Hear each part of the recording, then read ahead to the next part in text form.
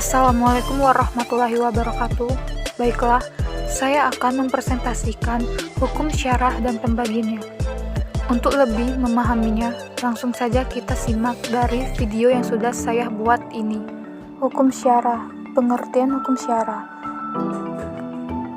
Hukum syarah adalah seperangkat peraturan berdasarkan ketentuan Allah tentang tingkah laku manusia yang diakui dan diyakini berlaku serta mengikat untuk semua umat yang beragama Islam.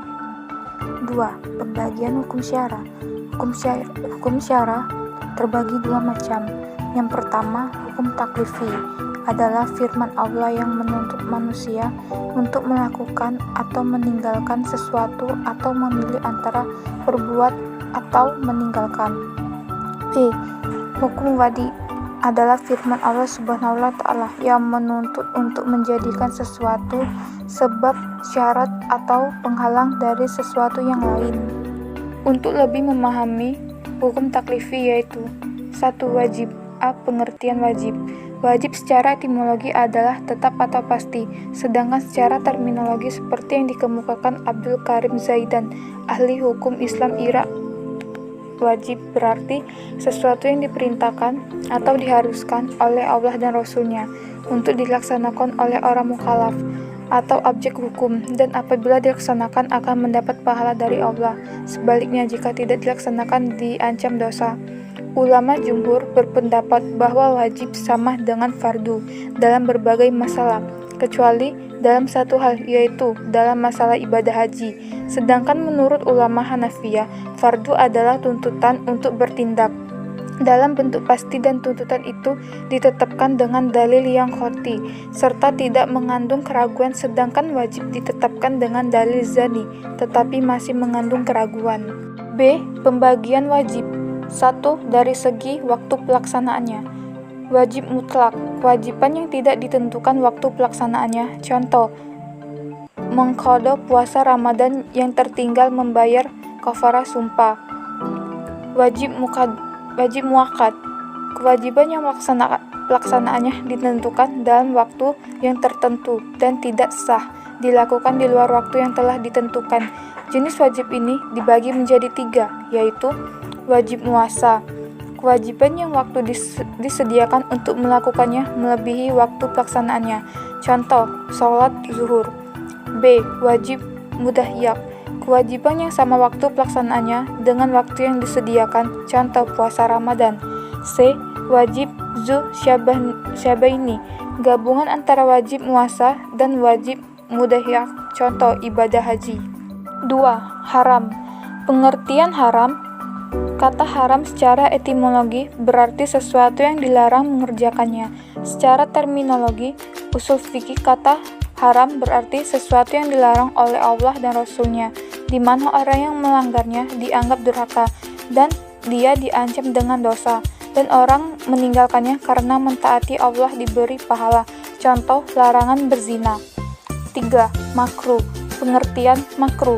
Secara bahasa, kata makruh berarti sesuatu yang dibenci.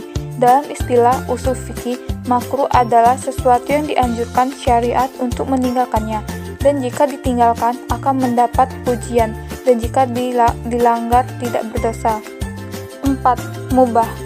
Pengertian mubah. Secara etimologi, mubah artinya boleh, atau disebut juga mazun, yang diizinkan atau izar penjelasan. Secara terminologi, ada beberapa pendapat yang dikemukakan oleh ulama usul fikih, yaitu 1. Sesuatu yang diserahkan syar'i kepada mukallaf untuk melaksanakan atau tidak. 2. Menurut Imam Asy-Syaukani adalah sesuatu yang apabila dikerjakan atau ditinggalkan tidak mendapat pujian. B. Pembagian hukum wadi. Pengertian sabab. Sabab secara etimologi adalah sesuatu yang memungkinkan dengannya sampai pada sesuatu tujuan. Secara terminologi, sabab adalah sesuatu yang keberadaannya dijadikan syar'i sebagai pertanda keberadaan suatu hukum, dan ketiadaan sabab sebagai pertanda tidak adanya hukum.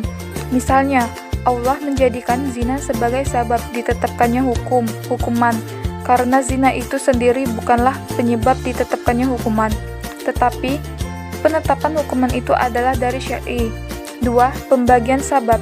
dari segi kaitannya dengan kemampuan mukallaf, sabab yang merupakan perbuatan mukallaf dan mampu dilakukan.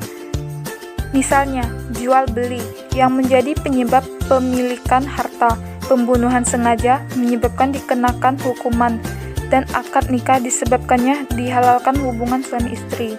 Bab al-masyru' yaitu semua yang membawa pada kemaslahatan dalam pandangan syar'i, sekalipun dibarengi kemafsadatan secara zahir seperti jihad. Dari segi pengaruhnya terhadap hukum, ashabul musyir fi hukmi atau ikhlas. Contoh, mabuk sebagai sabab yang berpengaruh pada hukum, yang merupakan ilat keharaman khamar. 4. Dari segi jenis musabab, sebab bagi hukum taklifi seperti munculnya hilal sebagai pertanda kewajiban puasa. Dari segi hubungan sabab dengan musabab, sebab al-ashri seperti tergelincirnya matahari sebagai sebab wajibnya sholat zuhur. 2. Syara'. Pengertian syar'. Secara etimologi, syar' ialah syarat atau alamah atau pertanda. Secara terminologi ialah sesuatu yang tergantung padanya keberadaan hukum syar'i dan berada di luar hukum itu tersendiri, yang ketiadaannya hukum pun tidak ada. B. Macam-macam syarat. 1. Dari segi kaitannya dengan sabab dan musabah dibagi menjadi 2. A. Al-syarat al-mikamil li al-sabab, atau syarat penyempurnaan sebab, seperti haul dalam kewajiban zakat pada harta yang telah mencapai 1 nisab. 2. Al-syarat al-mikamil i al-musabab, atau syarat yang menjadi penyempurnaan bagi musabab, seperti kemampuan menyerahkan barang sebagai penyempurnaan sebagai akad jual beli. Mani. Pengertian mani. Secara etimologi, mani berarti halangan, sedangkan secara terminologi adalah sifat zahir yang dapat diukur, yang keberadaannya menyebabkan tidak adanya hukum atau ketiadaan sebab. 4. Sah, fasad, dan batal. A. Pengertian sah, fasad, dan batal. Secara etimologi, sah atau siha atau sahih artinya sakit.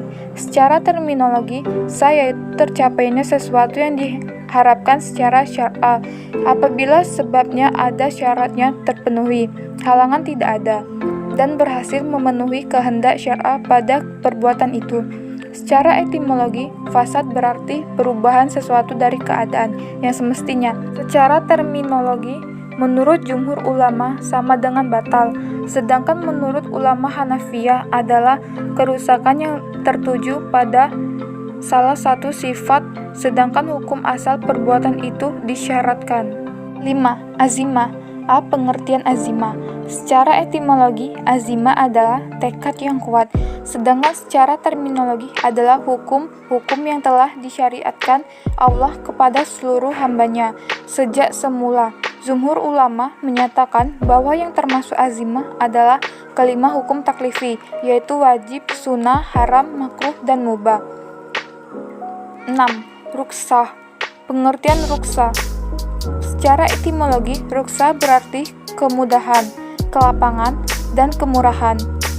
Secara terminologi, Imam Al-Baidawi menyatakan, yaitu hukum yang ditetapkan berbeda dengan dalil karena adanya uzur. Jadi, ruksah adalah keringanan dan kelapangan yang diberikan kepada seorang mukallaf dalam melakukan perintah dan menjauhi larangan.